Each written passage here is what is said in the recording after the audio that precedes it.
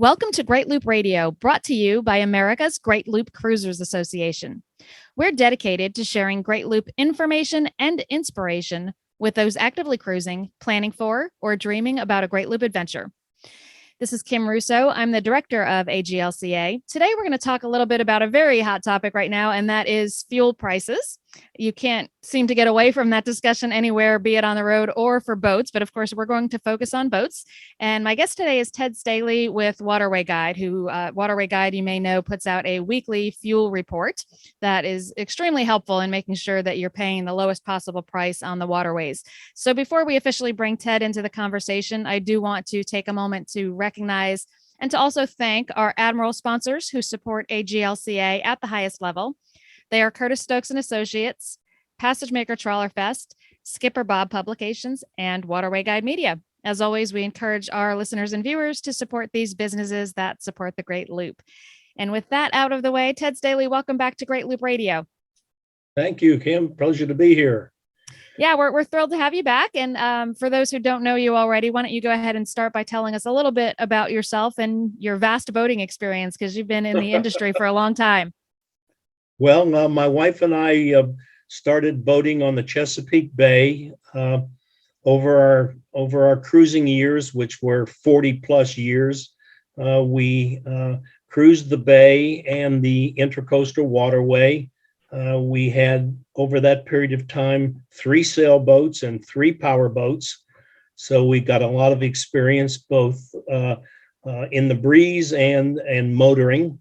We did the Great Loop in 1998, and after the loop, we moved our vessel to Cincinnati, Ohio, on the Ohio River, and we cruised the river system extensively. And when we were finished with that, we went back to the bay. So we are no longer active boaters, but stay in touch with everyone through our affiliation with not only AGLCA, but Waterway Guide. Yeah, and you have been instrumental over the years in bringing AGLCA to where it is today. You serve on our advisory council, as you mentioned, Gold Loopers, and have been frequent presenters for us. So we appreciate that activity with AGLCA. But tell us a little bit more about your role at Waterway Guide. Well, my role at Waterway Guide is twofold, if you will. My primary responsibility is editing the Skipper Bob series of publications, which we purchased from Elaine and Bob Ribb several years ago. In addition to that, I manage a lot of the content on the Waterway Guide website. I process all of the reviews that are submitted, and I also post all of the navigation alerts, in addition to doing other content management on the site. And somehow finds time to do all that and play a lot of golf. So good for you. I hope to be in that position someday. But seriously, I'm on the way to the golf course when we're finished. All right, good for you. So a great resource, and as most people who listen to the podcast know, that I am out here on the loop now. And Waterway Guide's fuel reports have been really key for us for saving some money on fuel. And of course, we are in a motor yacht that is not highly fuel efficient. So when we fill up, we are looking to save money any place we can. And we've been, successful in finding prices so far still below $4 a gallon for diesel fuel on the water in some places. Whereas if we just kind of pulled into some place that was, the next one up the waterway, sometimes it's been $6.50. We even saw a couple like in the $7 range here and there. So finding it for $4 or less is a great win. Even if it's a little bit over that, there's significant amounts of money to be saved when you're literally bringing on hundreds of gallons of fuel. So tell us, a little bit about what's actually in the fuel report. If someone goes to the Waterway Guide website for the fuel reports, what are they going to find there? Well, first of all, we report on 650 marinas, and it's voluntary. The marinas come to us and say, we would like for you to post our fuel pricing. What we post is, of course, the diesel price. We post gas prices, and we post that by octane level. So if a marina carries multiple octane levels of fuel, then we report on all of those octane levels. We also report on discounts that may be offered, either volume discounts or discounts for various organizations. We also report on whether the fuel that's being offered is a Valve Tech fuel or not. So basically, that makes up our report. Mm-hmm. And in the case of, I'm sorry, sorry, Kim, in the case of Florida, there are several locations in Florida where marinas post their fuel pricing without the tax included. And we specifically mention that on the fuel pricing report, that one needs to consider whether tax is included or not. Yes. And I've seen those places, and that is a helpful little piece of information as you're trying to calculate that price. You mentioned, 600 plus marinas with fuel prices listed in the fuel reports. That's a lot of data. Tell us a little bit about how that's organized, and does that cover the entire Great Loop route? Well, it not only covers the Great Loop route, but it covers all of the geographic areas that our publications cover. So it's broken out Great Lakes, northern, the Chesapeake Bay, what we consider the Atlantic ICW section, which would be the Carolinas and Georgia. Then we cover Florida and the Gulf Coast all the way to Texas. Mm-hmm. And the marinas that report have the ability to access their listing 24/7. So a marina can go in directly to their listing and update pricing anytime they like. Mm-hmm. Unfortunately, the majority do not do that. So our procedure to report the pricing is on Monday morning, an email goes out reminding them it's time to update their fuel pricing. A second email goes out on Tuesday morning to those individuals or those marinas who have not updated. Beginning Tuesday afternoon, we start making phone calls. Phone calls are made to every marina that has not updated their pricing, and that process goes on Tuesday afternoon, Wednesday, and Thursday. And then our fuel reports go out on Thursday evening. So the fuel pricing is available to readers not only in an email format, but of course live on our website by just going to the website and clicking on fuel reports. Yeah, and one of the things that I like about looking at it on the website, we're in South Carolina right now, so the Georgia and Carolinas section, and I do like that you can toggle between organizing it in order of mile markers or alphabetical. So if we're looking for a particular city, we can sort alphabetically, or if we just want to look near us.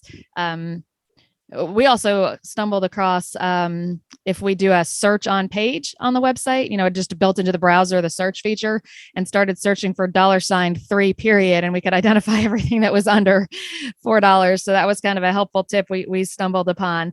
But so you talked about this process that happens weekly. From your experience, how often does a marina tend to change that fuel price? Well, in the past, we found that fuel prices remain stable between the times that the marinas themselves took on new fuel.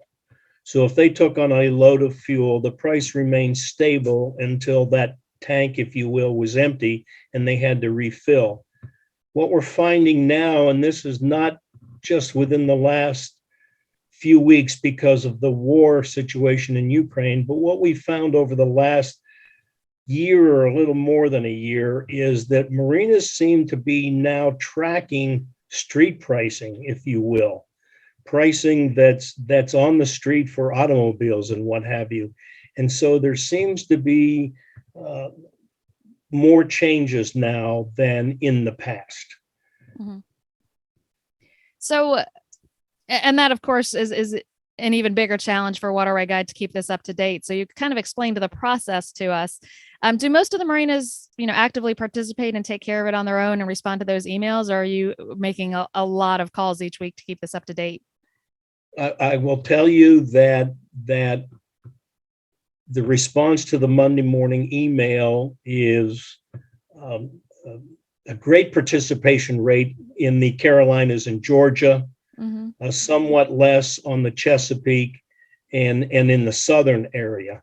So I would guess that of the marinas in the ICW section, if you will, the Carolinas and Georgia, 3/4 of them respond to the email and update right away. The others, less participation. Yeah. So one of the fields on the report on your webpage is the last updated date. Does that reflect the last time you checked in and asked for an update, or does that reflect the last time the marina actually reported what their fuel price is? It would be the last date that they either reported or we called and got the update from them. Okay, so that's a positive indication that they have participated somewhere in the process and given the current price. Yes, it's either their participation in going in and updating their price, or our individual that makes the calls calling and then entering the price and putting the date in. Okay, because most of those dates that we've seen are very current, within the week time frame that you publish. We've taken the approach that, particularly with pricing where it is, we should go ahead and call and confirm what we're seeing before we arrive. And so far the times that we've done that, it's been accurate. So much appreciated all the work that Waterway Guide is doing on that. There's been some very active discussions on social media about this, some active discussions in the AGLCA members forum about, should we postpone looping? What's this trend? And we typically have somebody who looped, 10 years ago, 15 years ago, chiming in and saying, well, the price was $4 a gallon when I looped. And so it's not as high as perhaps it seems on the surface. Does Waterway Guide, do any trending modeling or anything along that lines with the data that you're collecting to see where it stands compared to historic pricing? No, we have not. And it might be something that would be a good task, if you will, an interesting task. My feeling is that if one wants to do the loop, do the loop. And the fact that fuel pricing is high, if you will, should not be a deterrent to doing the loop. It's while fuel is a significant cost, it's by far not the most expensive, and the loop is worth doing the loop. Yeah. And I think, for us, we're on, like I said, a motor yacht, not highly fuel efficient. Fuel may end up being, one of our higher costs, but for most looping boats, it's not as significant of a factor as one might think, but it's totally going to depend on your boat. But, at let's say $1 a gallon higher over the course of the loop, it's not for most people a significant change if you compare that to all of the costs that you're going to spend along the way. So we're hoping it doesn't deter too many people from being out there and being on the water. From your experience, Ted, either from your cruising experience over the years or from your work with Waterway Guide and tracking some of this pricing, are there geographic areas that traditionally have lower priced fuel than others? Not a significant difference, but the Carolinas and Georgia have traditionally been a little bit lower. The Chicago to Mobile run, when loopers leave the Great Lakes and start running south, they will see that pricing in the Chicago area is somewhat higher than as you work your way down the river system and get to Mobile Bay. But there is, and occasionally some of the northern marinas might be a little higher, but not anything that's significant. And looking at the pricing right now, I see some, prices that are $5.50, $6 a gallon and what have you, but that is spread all over. There are marinas on the Chesapeake Bay that are $6 a gallon for diesel or gasoline, and there are marinas in Florida at $6. So not significant. Okay. Let's take a quick break and play a message from our sponsors. And when we come back, we'll talk about, crystal ball time, what's expected to happen in the coming days or weeks. So we'll be back in a moment. This is a message from Steve, the dockmaster at Half Moon Bay Marina. If you're heading up the Hudson River, Half Moon Bay is 20 miles north of the George Washington Bridge. They have stellar dog walking paths and parks that start at the marina. They're the only deepwater marina in a 30-mile radius, and the marina is fully protected with a wave-attenuated seawall.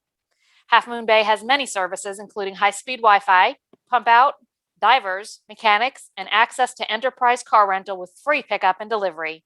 Half Moon Bay is very close to a local airport and train service to New York City, and they offer Looper discounts at a local fuel dock. Stop by and see them when you're on the Hudson River. We're back on Great Loop Radio. My guest today is Ted Stehle with Waterway Guide, and we are discussing fuel pricing and the fact that Waterway Guide does provide fuel reports that are proactively prepared each week and are proving, in my experiences, to be very accurate and have saved us up to $2.50 a gallon in some places. And when you're taking on hundreds of gallons of fuel, that is a significant difference. So, Ted, you mentioned that in the past, several months to a year, not specifically related to the war in the Ukraine, you've noticed some marinas are pricing the fuel and changing the price a little bit more when the street pricing tends to change. But we do know that, diesel, for example, tends to be cheaper on the water than it is on the street. So any idea from your experiences what marinas use to determine what that price should be? Are they taking their costs and just marking it up by a certain percentage, or are they adding some other factors in? How does that typically work? Well, going back to the days when I did some financial work for a marina on the Chesapeake Bay, and in discussions with marina owners, it's basically taking the bulk price and marking it up a percentage based on their internal costs, their margin requirements, et cetera. Mm-hmm. So, and again, this is, somewhat crystal ball type things, but just the last time we took on fuel was in Daytona Beach over the weekend. And they reported that their diesel price had actually come down a little bit in the past few days, but gasoline had gone up slightly. Or anything that you're seeing from the fuel reports that would suggest that that's a trend, that maybe it's starting to stabilize or perhaps even come down a little bit on the diesel side? We've seen that over the last couple of weeks, but it'll be interesting to see what this week's summary tells us in terms of whether that trend continues or not. Mm-hmm. And, besides using Waterway Guide to check on those fuel prices and determine where the cheapest fuel is, any thoughts or suggestions on what typically tends to be the lower priced fuel? Does it tend to be, places that serve mega yachts and therefore are going through thousands upon thousands of gallons in a short period of time? Or does it tend to be the mom and pops that don't sell as much fuel and are eager to draw you in to use some of that up? Any empirical data that says it's one thing or another? High volume. Those facilities that pump a lot of fuel tend to have the lower prices. Mm-hmm. And, I've heard from others that they like to go to places that pump a lot of fuel because they feel like the fuel is fresher and it's not sitting in the tank as long. From your, many years of boating, is that something that you experienced as well, that there's a preference there on high volume locations and that you're getting better fuel? Yes. The more you pump, the fresher the fuel in your tank is going to be, and the less chance that you're going to have moisture or water in the tank. Mm-hmm. That said, if there's an amazing price at some place that looks not to be a high volume place, would you hesitate to fill up under some circumstances? Don't want to put you on the spot. Well, I don't know. Yeah. I guess it would have to be the reputation of the facility that was not pumping a lot of fuel, Yeah. And that's of course hard to know. Right. Just because they don't pump a lot of fuel. I mean, if it's a high quality, high rated marina, why not? Yeah, no, exactly. And the members discussion forum is a great place to ask those kinds of questions about reputation for places if you do have any questions or concerns. Certainly interesting times as far as fuel goes. Any other thoughts, Ted? One of the things you should consider, fuel pricing is high, but when you think about doing the loop and what have you, it's going to cost X number of dollars for fuel. What is the incremental cost now because fuel is a little bit higher? Are you going to end up spending another extra $1,000? Are you going to spend an extra $2,000? What do you think the incremental cost is going to be when you do the loop? And I think if you consider that, you're going to find, well, it's not such a big deal after all. Yeah. And I really do encourage everyone to do that calculation. And there were some comments towards that end in the forum recently, but you're absolutely right. For most boats, if you do that calculation, don't get me wrong, it matters, but it's probably not a deal breaker for most. And I keep alluding to the inefficiency of our boat. And we at 8 or so knots get about, we're burning about a gallon a mile. So if roughly the Great Loop, let's call it 6,000 miles. So if fuel is up $1 or $2, it's significant. We're looking at $6,000 to $12,000 more. And that's, don't get me wrong, that's a ton of money. But if you look at the spend overall, percentage wise, it's not enormous. So it's not enough at this point to stop us from continuing. Of course, everyone's got to make that own decision, but really, work those numbers because most boats don't burn, a gallon a mile. So it's everyone's own choice, but fuel prices are high. I don't know that it's enough to really stop all that many. And it's also very nice when you get on the roads and see that diesel is more on the road. You feel like you're actually saving some money by traveling in the boat instead of in the car. So. And to your point, someone doing the loop in a trawler, a 6-knot, we did the loop in a 46 Grand Banks, which was very fuel efficient. So, yes. It depends on and if you do the loop in a sailboat, absolutely, then it's really efficient. Yeah. And the other thing that you can do is play with that speed. And we have, looking for that sweet spot on fuel burn. And there's not much of a difference in our particular boat between 8 knots or 10 knots. We're still getting about that same burn rate, which is still way more fuel efficient than if we were to go faster than that. Right. But in that 8 to 10 knot range seems to be the most fuel efficient we're going to get. And, again, it's a significant difference, but not enough to stop us from looping. So hopefully that's going to be the case for many. And Ted, we really appreciate you sharing some of the details on how you can do your fact finding to really make sure you're not overpaying, because as we've said, there are significant differences within just a few miles on the waterway of what you're going to pay per gallon. Do your homework. Absolutely. And many thanks to you and everyone at Waterway Guide for taking the time to collect this data so that the rest of us can save some money while we're out there cruising. Well, that's just one of the services we offer. And I would ask that cruisers that are out and see a fuel price that's different than what we have posted, please send us an email, send in a review or whatever. And we will take that price, confirm it with the marina, and update our listing. So another source are your members that are on the water. Yep. So let's make sure we do that. It helps everyone out if we're feeding those reviews and reports to Waterway Guides. So Ted, thanks for joining me. Appreciate it. Enjoy your golf game. Thank you very much, Kim. Good to see you. You too. And thanks to everyone who's joined us today. We'll be back next week with another episode of Great Loop Radio. Until then, safe cruising.